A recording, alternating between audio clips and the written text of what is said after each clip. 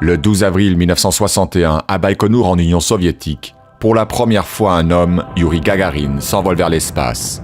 108 minutes et une révolution complète de la Terre plus tard, le premier cosmonaute de l'histoire regagne sain et sauf le sol en parachute, après s'être éjecté de sa capsule.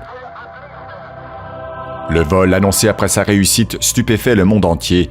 Les soviétiques les premiers ont envoyé un humain dans l'espace.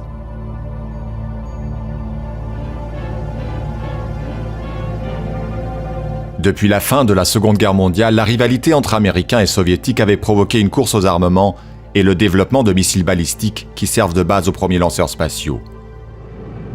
En 1957, les Soviétiques surprennent le monde en lançant Spoutnik, le premier satellite artificiel. Un mois plus tard, c'est une chienne Laika qu'ils envoient en orbite. Les Américains sont sous le choc.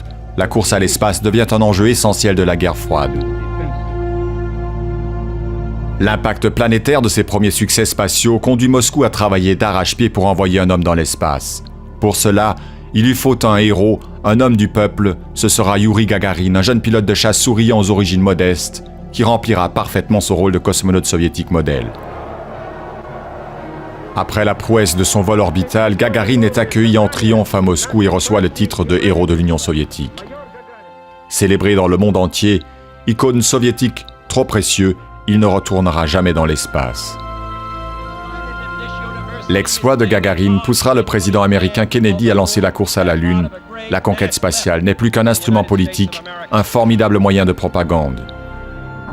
En 1969, un an après la mort de Gagarin dans un accident d'avion, l'Amérique prend sa revanche en envoyant le premier homme sur la Lune.